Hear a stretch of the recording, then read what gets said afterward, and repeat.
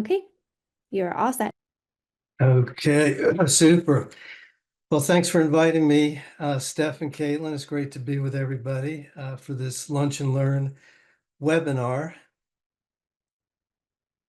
Let's see. So the first four slides are those that you would be including if you're making a presentation to give to the public. We want everybody to know that our programs are open to all residents. And we want people to see how we're connected back to the University of Maryland through the College of Agriculture. And of course, we want to highlight our 6 major sub-programs that make up the Master Gardener program. And of course, we want people to know about all the resources that we have to share with them. And Grow and Eat It is one of those major sub-programs. Across the state, Master Gardeners are teaching and promoting food gardening and supporting all kinds of great activities. That sign is from the UME Master Gardener Learning Garden at State Fair, and we will soon be back to State Fair. So this is the first time I've given this talk. I'm really excited about it.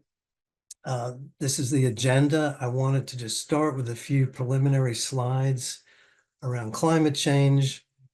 And then I'd like to talk about some of the more commonly grown heat-tolerant food crops that are being grown in Maryland. I then want to talk a little bit about cultivars of food crops that are more heat-tolerant than other cultivars that people may be growing. And then I want to spend some time talking about this group of crops I'll call world crops. These are some of the less commonly grown food crops that we find in Maryland that mostly have their center of origin in subtropical and tropical areas of the world. And then we'll just close it out with a few slides about some climate resiliency techniques that we can use in our food gardens. So climate change is having a big effect on farms and gardens in Maryland. We know that. Our daytime and evening temperatures are increasing.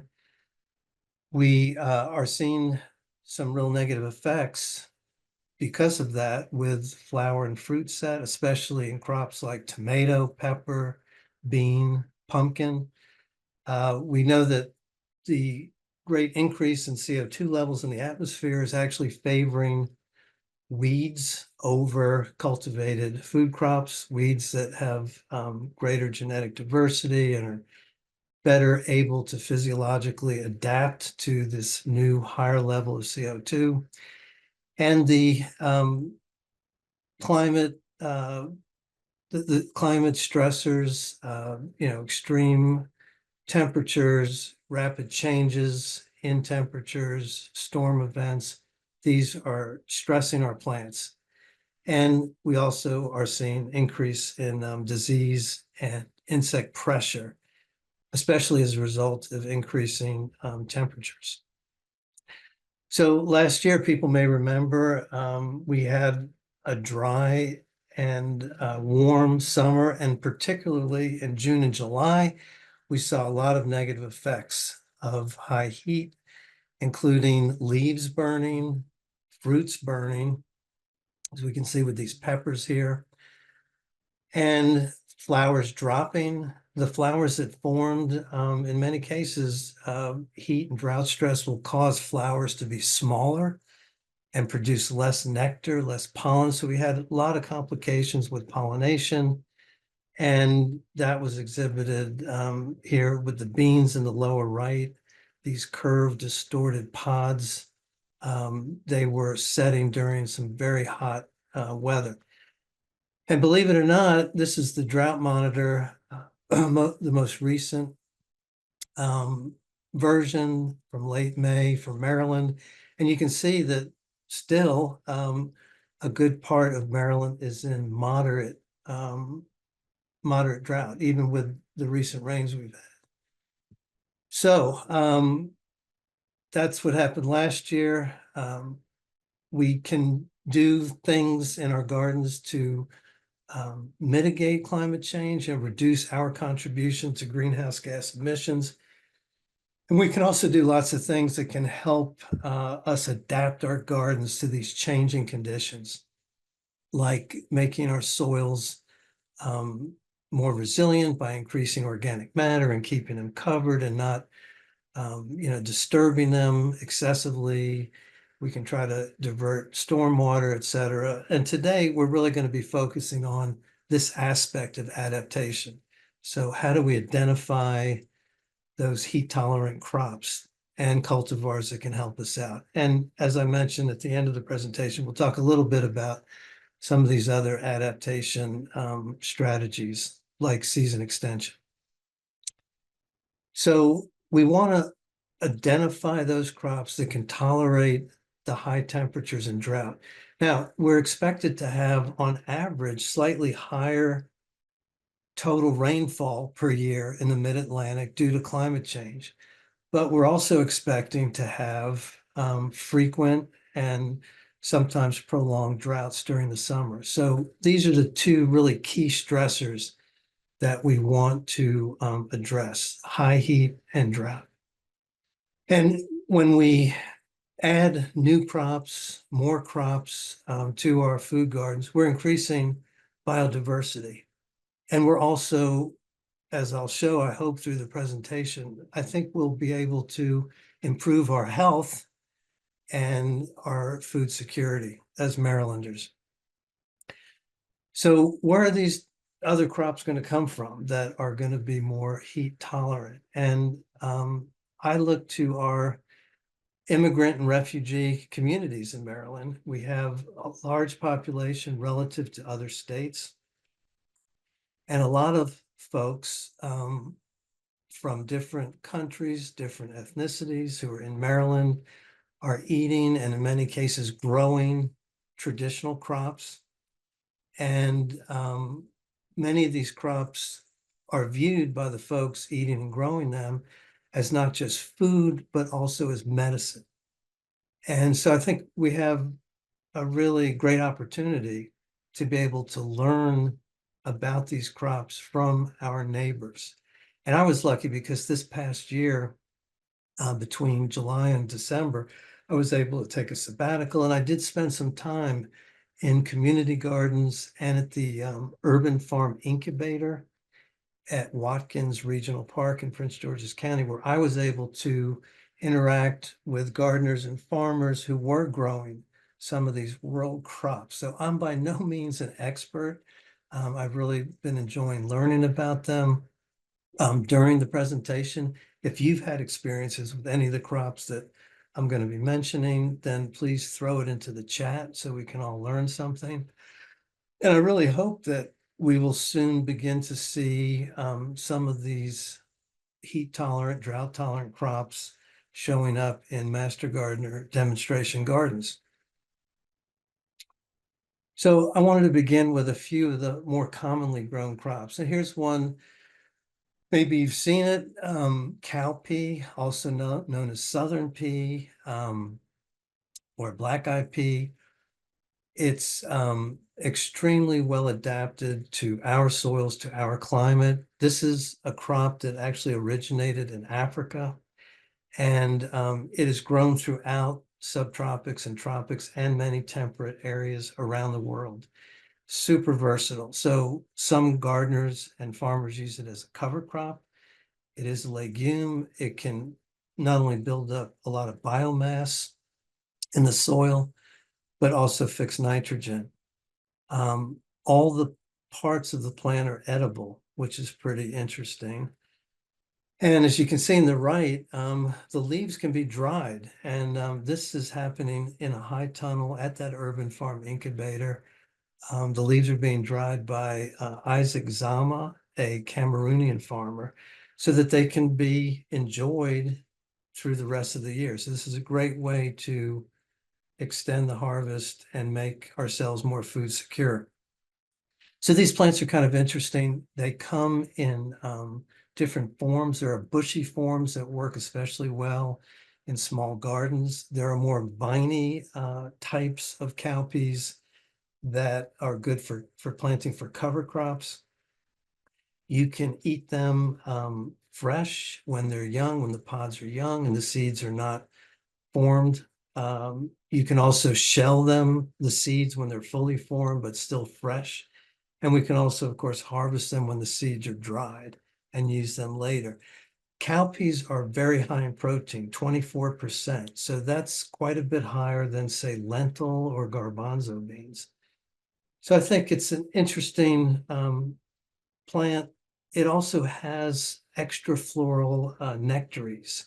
These pores or glands on the leaves and stems that release nectar. And so when you grow these plants, you'll see a lot of pollinators coming and enjoying them. And this is a subspecies, Vigna unguiculata sesquipetalis. I think people probably have seen yard-long beans, maybe in the store, or maybe you've grown them. On the left, that might be red noodle, I'm not sure, but these are excellent, an excellent choice for a garden. Although notice it does have quite vigorous and long vines, 10 to 15 feet long. So one of the things I want to do through the talk is comment on some of these, crops we're identifying as drought tolerant, and they may be somewhat new to us. Can we grow them in small spaces? Can we manage them if they have long vines or a massive growth habit? And on the right, you can see yard-long beans trellised at the Master Gardener demo garden at State Fair. Sweet potatoes, I think very underused crop in Maryland. We used to have several counties that grew large acreage of sweet potatoes commercially. They are, and I should mention the cowpea is drought tolerant and heat tolerant. Sweet potato as well. Now, of course, if we're in a really dry period, as the storage roots are forming, we will have reduced yields. They're going to need some irrigation when the storage roots are forming. But another versatile crop. So we can eat the leaves. And in the photo here, you can see this is a cut leaf type of sweet potato, much different looking foliage. There are many different types. On the left, this is a Korean or Japanese red sweet potato. They're somewhat drier in texture, and they actually store for a longer period of time. Sweet potatoes, of course, are vegetatively propagated. And upper right, I think this was done by master gardeners in St. Mary's County, if I'm not mistaken. So we can just slice them in half, roots that we saved from the previous year, and bed them down, and we can get those new shoots to sprout right off of those storage roots. And then we can actually cut these shoots at nodes and plant them separately. We can cut them and plant the stems as pegs into growing media. And that's what we have here on the lower right, maybe 10 or 12 plants that were started from just one or two shoots that originally, developed from the storage roots. And that way we can, not worry about having to plant immediately once the sprouts are forming. We can plant them up and hold them and, plant when we're ready. So very easy crop to propagate. This would be kind of a cool project for a master garden program to propagate sweet potato slips and make them available to the public or sell them at plant sale. We can contain and direct the growth with sweet potatoes. We can both trim back the long vines without diminishing yield very much at all. Upper left, we can grow them in grow bags or other containers and then actually have them climb a trellis or not. And there are some compact varieties that are available. Lower left, these are sweet potato vines growing on a trellis at the Learning Garden at State Fair. And here in the middle, this is in a community garden in Howard County. So this gardener has actually cut the vines to make room for all the other crops. Cut the vines, we can use those new leaves, those new shoot tips in our kitchens. And again, this amount of pruning will reduce yields somewhat, but we'll still get a good harvest. And on the right, the gardeners here, again, this is a group of master gardeners at a food bank garden in Howard County. They used some fencing to just hold the vines, in the row where they were growing to prevent them from getting out of bounds. And that worked really well. So there are ways to constrain and direct the growth of sweet potatoes. Okay, Abelmoschus esculentus. Okra actually originated in Africa. There are a couple of different species. And of course, every different group likes to grow it differently and may use it differently. I learned when I was at the Urban Farm Incubator that I mentioned, a Haitian farmer there told me that her customers liked the okra pods about 5 inches long.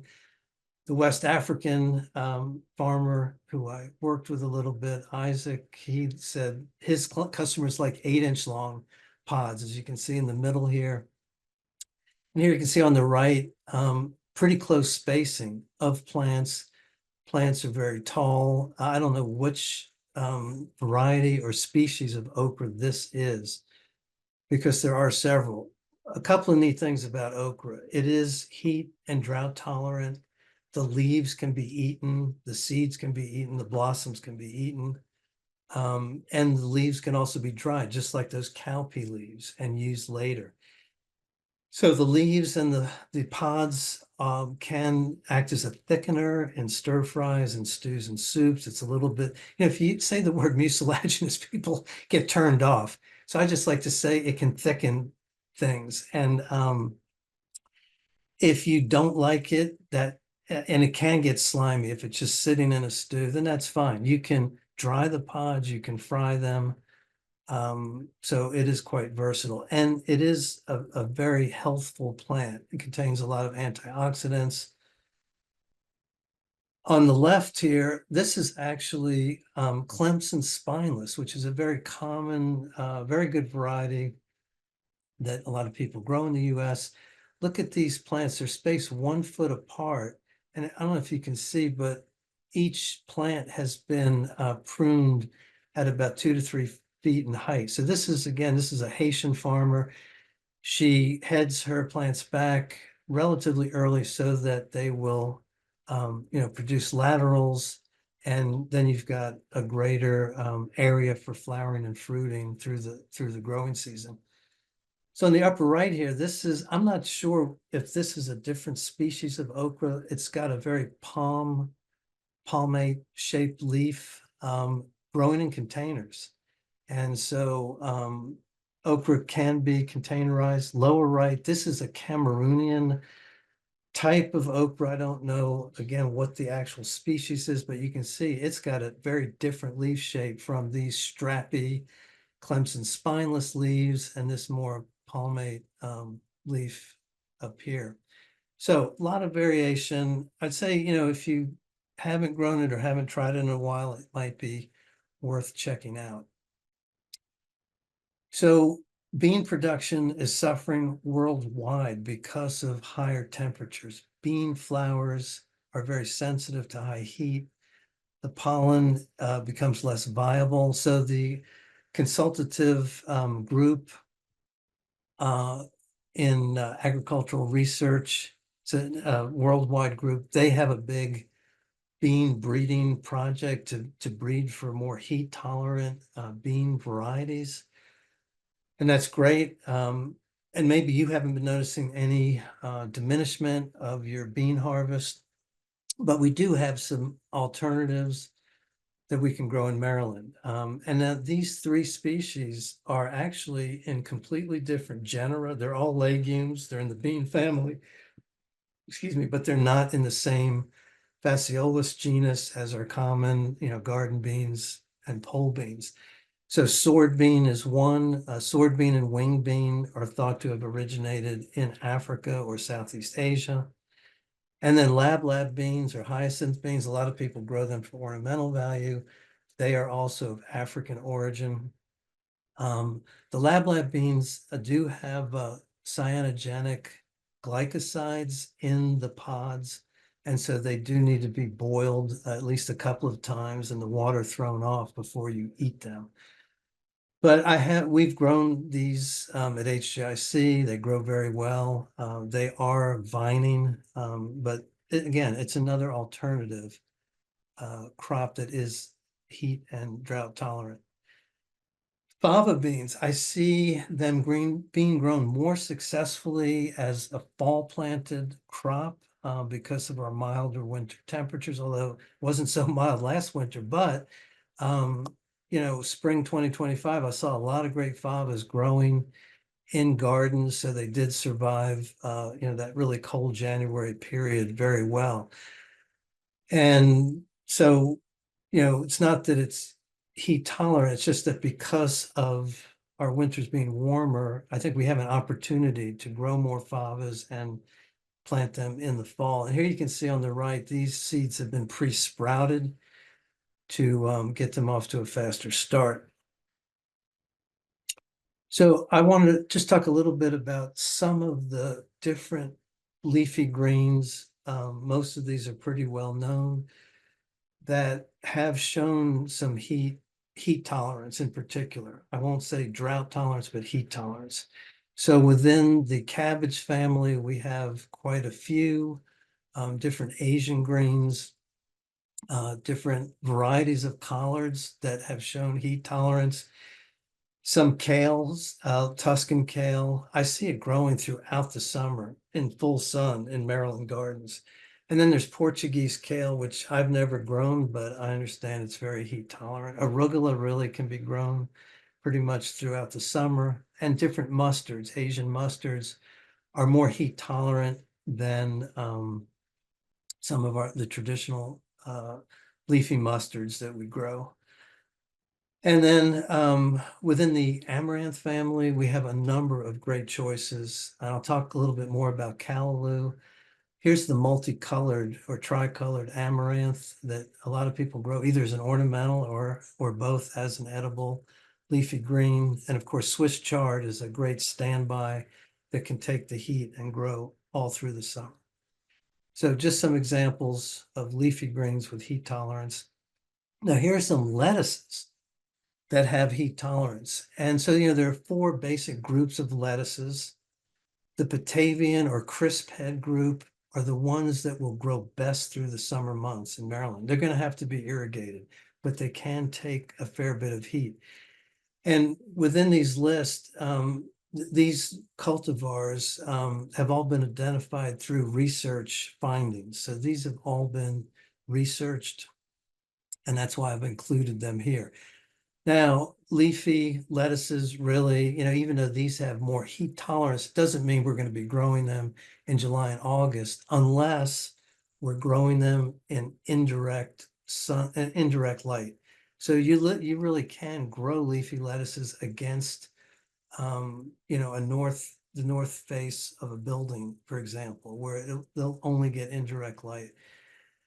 But the Batavians, the crisp heads, are more heat tolerant. So here is interesting. I don't know if anybody's familiar with sword lettuce. I don't think it's synonymous with Celtis, but Celtis is that stem lettuce that also often has pointed leaves. These stems didn't really elongate. So this is a sword lettuce I saw in a community garden.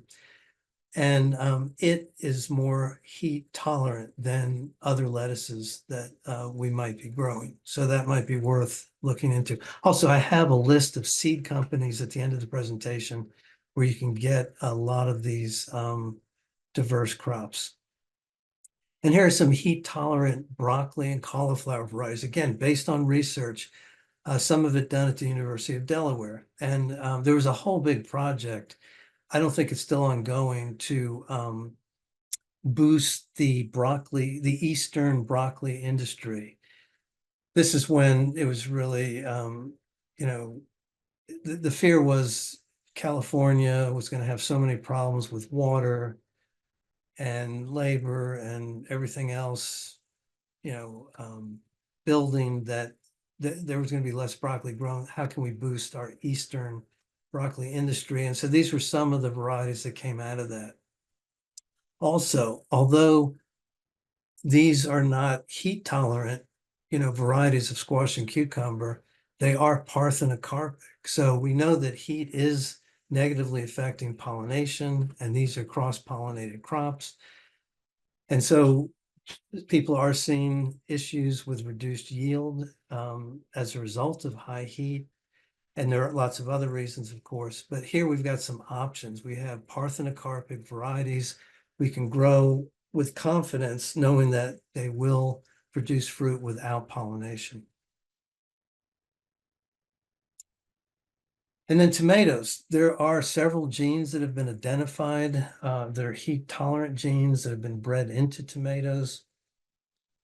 The first four on this list, we at HGIC tried out in our home gardens.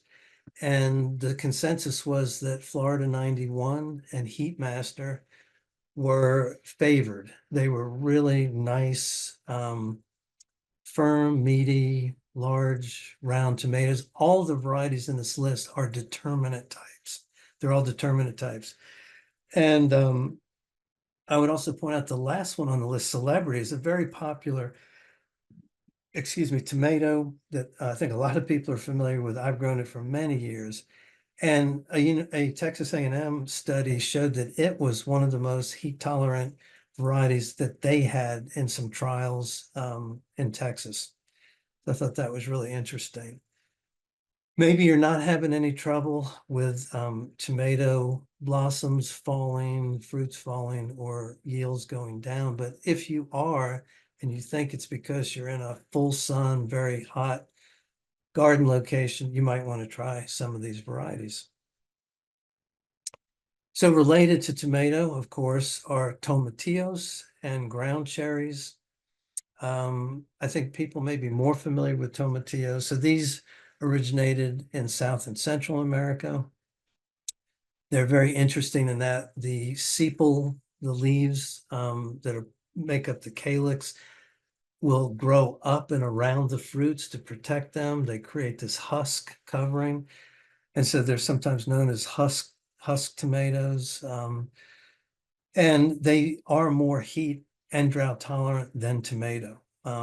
Tomatillo does require, you'll need two varieties to get fruiting. They're not self-fertile. The ground cherries, I have not seen them trellised. I don't know if they can be trellised. They do tend to sprawl. They have a very interesting flavor. It's sort of not, I don't know if I'd say citrusy, but they have a little bit of a bite, but they're also a little bit sweet. They're also known as Cape gooseberries, but I think some farmers are beginning to grow them for local markets. So these are two other, interesting crops to try. So eggplant, there are many different types of eggplant. There are several different species grown around the world. Eggplant's an incredibly popular crop in all subtropical and tropical regions of the world. So this particular fruit you're looking at is a light green West African eggplant, probably Solanum macrocarpum. And this was grown by Isaac Zama, the Cameroonian farmer I mentioned. He said, John, cut it, eat it. And I looked at it, I thought, okay, I've never eaten a raw eggplant, but it was surprisingly mild and tasty. And one of the things I'll say, and that I learned from speaking with people and from doing some research, is with many of these diverse world crops, there are going to be differences, subspecies and variety. So within this particular species, some of the small fruits may be bitter. And then you may find somebody else is growing this particular crop and the fruits are very mild. So that is going to get back to the seed source and, just researching what you're growing, learning as much as you can. Very interesting that the leaves can be eaten. And here again, this comes with a big caveat, along with a bunch of the other crops I'll mention today. Leaves can be eaten. And with cowpea and okra, there would be no concern with any toxins in the leaves. But with other crops like bitter gourd or these eggplants, there are alkaloids or other anti-nutritional compounds that could be dangerous to humans. So in many cases, in this case, Isaac would wash the leaves, or with some of his crops, he's actually rinsing them in water several times. He might be boiling them. You really have to know the crop and this is where, learning this important information from people that have the knowledge is really crucial. So if you're not sure, then don't take any chances on eating leaves that might have alkaloids or other toxins in them. But this is a very popular leafy green with West Africans, the uh, the eggplant leaves. Callaloo is basically pigweed, and it's very tasty pigweed. It's I think better tasting than spinach personally. I feel that it's fast growing. It's from seed. It can be ready to harvest in like 30 days or less. Um, so lower left, these are the hands of Nadine Burton. So she's a researcher at UMES. She's Jamaican. She's really helped to popularize callaloo with small farmers in Maryland. And this is a crop that's also grown across the subtropics and tropics around the world, and grown and eaten widely. Here she has rolled the leaves up and then cut them across, preparing them to saute with onions, garlic, salt, and pepper, and they're really delicious. The key is you don't want this plant to go to seed. So it's drought tolerant, heat tolerant. It will produce a lot of great leafy green tissue throughout the summer. The inflorescences come quickly and they have to be removed as soon as you see them. Otherwise, it could become a really invasive weed in your garden. There's one major pest, and that's the pigweed flea beetle. And you can see lower left the kind of damage to this. This was in my garden. I didn't cover it with a row cover because I didn't want to increase the temperature under the cover. So what Nadine's done is experimented with insect netting, which will not increase the temperature under the cover. So this is in a high tunnel, which is already going to be pretty warm. And then she's got the insect netting and the plants are growing beautifully. And this is what the critter looks like. So callaloo, and there are several species. I think Amaranthus viridis is the slender amaranth that you'll most often find in seed catalogs. Here's one I wasn't expecting to encounter last year. So this is in a high tunnel at the Urban Farm Incubator at Watkins Regional Park. So it's really already at 12 feet tall in this high tunnel. This is bitter leaf. It's in the Compositae family, so sunflower family. It's a very important crop culturally. It's a very important food and medicine crop in West and Central Africa. It's grown as a perennial in Africa. Here, even in the high tunnel, it would not survive. The top growth would not survive, sort of like a fig. So the roots survived if surrounded by insulating material. And here you can see where he's pointing. This is where he cut the plant to overwinter it the previous year, knowing that the top growth would die. This is another, so I ate the leaf right off the plant, extremely bitter, very bitter, with successive rinsings with cold water, some of the bitterness leaves. So people will, process this with hot water, cold water. They use it, dry the leaves for tea. They use it in smoothies, use it as a leafy green in many different dishes. It's pretty easy to propagate by seed. So this past month or sometime in April, I guess, Isaac had already, uh, started a lot of bitter leaf seedlings, and they're outside now. And I took a cutting from this plant at the end of last growing season and propagated a bunch of, baby plants just in our office using the light from the window. So it's very easy to propagate. Um, and this is one of those plants that has a lot of health positive benefits. There's a lot of research that's been done on it. If you're interested, you can look it up, especially in terms of blood sugar regulation.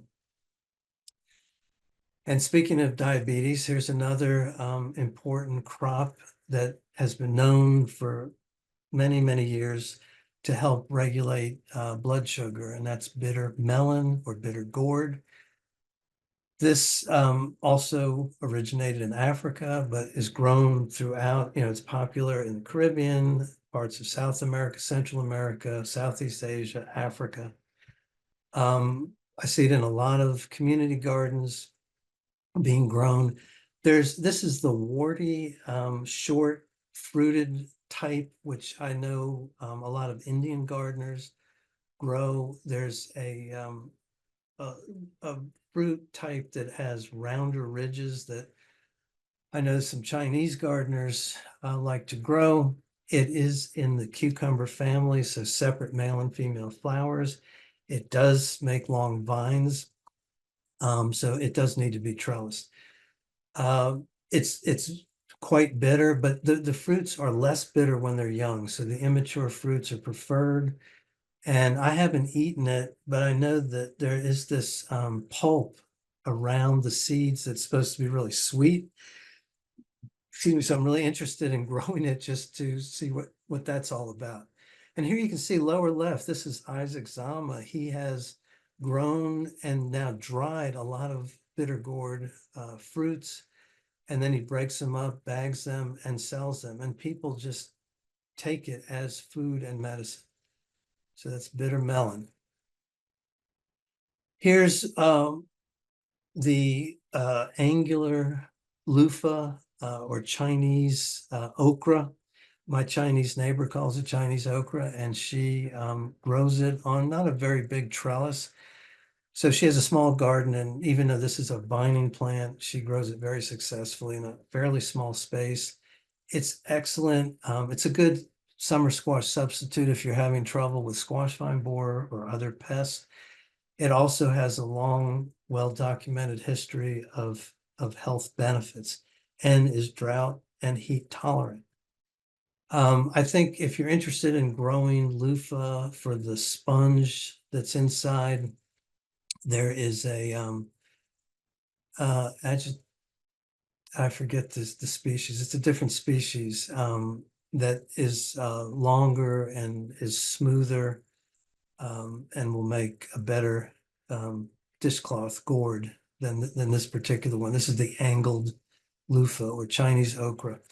Malabar spinach also can thicken your food, so it is sort of got a succulent leaf. A lot of people grow this. I see it in community gardens. I've seen it in MG demonstration gardens. There's a red stem type and a white stem type. It's the same species. It can grow up on a trellis. I think especially the red stemmed one will climb. I think the white stem ones can be maintained at lower heights, and they can be harvested, frequently through the summer. Take the heat, take the drought, can be eaten fresh or cooked. So Malabar spinach is great, leafy green for the changing climate. Roselle, I see a lot in many different types of gardens. It's another plant that actually they think it may have originated in Sudan or Egypt. There's a red stem type that I've seen and a green stem type. The green stem type will grow up to 6 feet tall. The red stem type, maybe 3 feet. They will grow all summer long, produce foliage. I've seen very few problems. The leaves are very much reminiscent to me of sorrel, of French sorrel, very lemony. And I know the Indian gardeners I talk to say they use it all the time, and all kinds of foods that they're stir frying, braising. It's just a leafy green that's thrown in with other foods to cook. And of course, the calyxes are used by folks to make tea, and I'm sure it has lots of other uses, but this plant is tough and easy to propagate, and I think worth trying. Jute is a plant I learned more about from being in community gardens. It also originated in Africa. It is also grown by many different people, um, around the world. The flowers and the leaves are edible, can be grown from seed or transplant. There is another species that's more commonly grown for the fiber. This one is grown for the leaves, and also has a lot of health promoting benefits, heat tolerant, somewhat drought tolerant, and will produce leafy, good tissue to eat throughout the summer months. Waterleaf. I had no clue as to what this plant was when I first saw it. It's actually in the fame flower family. It's got very succulent leaves. Here it is. This is in April, so the farmers at the Urban Farm Incubator grow a lot of it. So these are all little baby plants that they started and they take out to the field. It doesn't get very high.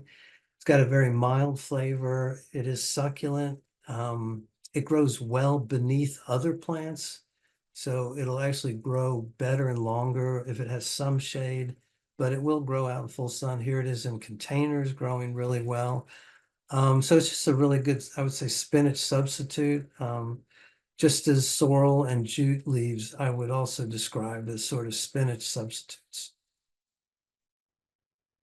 And yet here it is growing at the base of a bitter leaf plant in a container. So that's water leaf, I think a good one to try. So I want to talk about two that I would be wary of growing because they can become invasive. So you just would have to be really careful. This is water spinach on the left. I see it in community gardens, Ipomoea aquatica. It's actually considered an invasive species in parts of Virginia, I know, where it's been identified as being invasive. I was told, or actually I did read it online, that Massachusetts is requiring growers to get an APHIS certificate to grow water spinach in Massachusetts because they're that concerned about it spreading. I've been seeing it for the last 30 years in Maryland in gardens, and I have not seen it spread either within a garden or outside the garden, but it is just something to be aware of that it has that reputation. And then there's garden huckleberry, which I learned is called yama yama by the Cameroonian community, maybe other folks. It looks like black nightshade because it is in that complex of with black nightshade, eastern black nightshade. They're all very closely related. This is a very popular leafy green in many parts of Africa. When I first saw it in community gardens, I thought it was just a weed that somebody hadn't dealt with, but this is a plant where you do need to know how to use the leaves properly to make sure that there are no toxins left behind that will, affect your health. It does make these really pretty purple berries, which a lot of people, make jam out of. The immature green berries are quite toxic, so definitely stay away from those. But it also does have the potential to become aggressive and possibly invasive, especially if it's left to flower and go to seed. And that's what's happening here. So I would just really keep an eye on this if you're interested in trying it out. Garden huckleberry. Here's one I was really fascinated by. I was um, told about this by Pam Hosemer, who's a colleague. She's a SNAP-Ed educator in Montgomery County. Some of you probably know her. She found that this Crotalaria species was being sold at farmers markets to the Central American and Mexican community. It's known as chipolline. And if anybody knows anything about it, put it in the chat. So we do have one crotalaria species that some farmers grow as a summer cover crop. It's sun hemp, and it's Crotalaria gensea. It's much smaller, much lower plant. This one looks like it's 5 or 6 feet tall. It's another one that has alkaloids in the leaves, so has to be cooked before eaten. I'm just interested to learn more about it because it looks like I think Pam somehow got this photo from it growing in Maryland. So I'm really curious to see how it does. Okay, and then we'll just move on to the final part of the presentation, just looking at a couple of climate resilient techniques. So the photo is also taken at the Urban Farm Incubator this spring.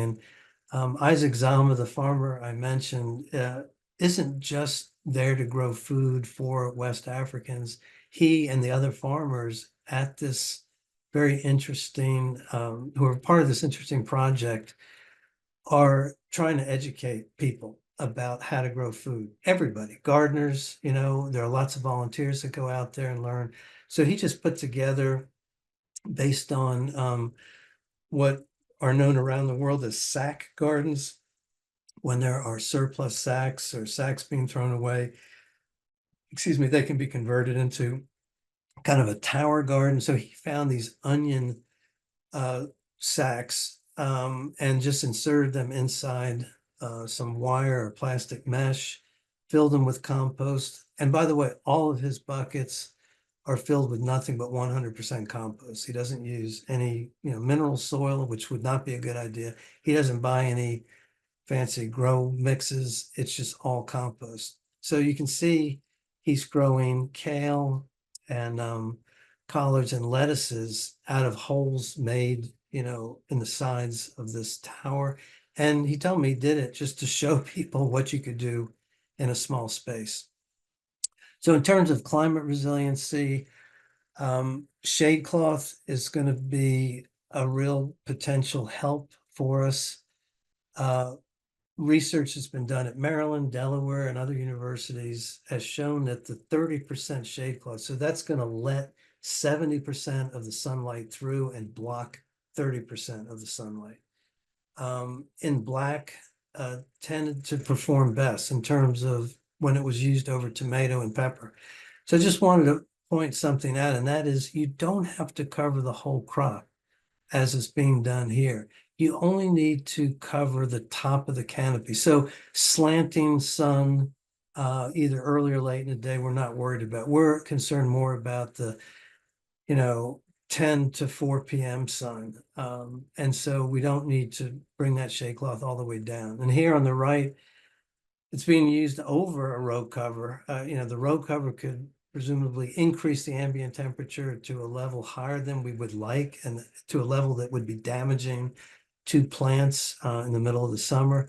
So the shade cloth would presumably, reduce that effect. I don't, be interesting to actually test that out and see what the measurements are. So interplanting, nothing new here, but we can make better use of our space by example here on the left, planting lettuce between cabbage plants, which are going to be spaced kind of far apart. So we have, 5-6 weeks of time when there's all this bare ground or mulch ground between the cabbages before they really fill out. Let's grow leafy lettuce that'll fill in. We can grow things like parsley and even basil in the shade of some taller food plants, like eggplant in this case. And on the right, this was in my garden, so tomato plants on the south side of the mustard. So the mustard is getting some of the benefit of being shaded by the tomatoes. It can then produce for a longer period of time into the summer. Containers just help us move our plants around and find the most adventitious spot in terms of sunlight and other things. Here's a deck. I love this. This is a Ask Extension client sent this in. So he's got these wooden platforms on casters, and he's got his containers setting on them, and he just rolls them around to find either, to follow the sun, find the sunniest spot, or here with the pepper on the right, we can move a pepper plant in a bucket to a less sunny spot, a spot maybe that's going to receive some afternoon shade once we're into July and August. And we don't want to stress those pepper blossoms and fruits, and we can actually increase our yield that way. So containers are a great help. We can grow food crops indoors, of course, microgreens, baby greens, sometimes just with natural light. Sometimes we might need some supplemental light.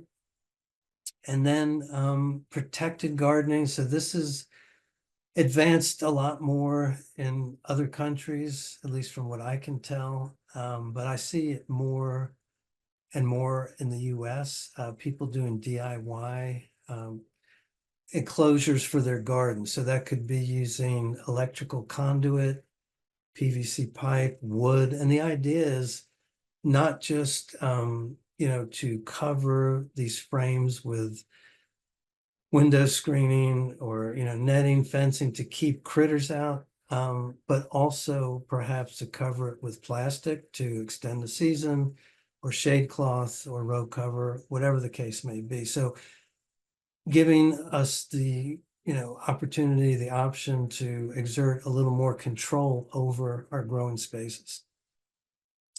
Then season extension, I realize our website is, the webpage we have on this topic is really needs to be updated, and I'm going to be working on that because it's a very important area, I think, for us as master gardeners to be talking to the public about how we can get more out of our gardens, because we do have this longer growing season. And we can even overwinter crops, maybe with a little bit of help from a row cover or some plastic, crops like kale and spinach and arugula.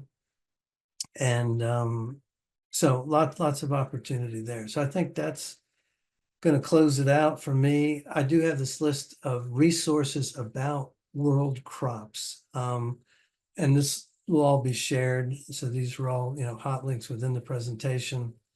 And then I also have a list of some different, these aren't all of them, but just some of the seed companies that I've been noticing, and some of them we've done business with. And there's the Svalbard repository for seeds, that worldwide repository that's so important. And now they're really adding more climate hardy crops. So, as gardeners, we can do this in situ. We can do it, in our gardens, growing out, the crops to save seeds, and then sharing those seeds within our communities.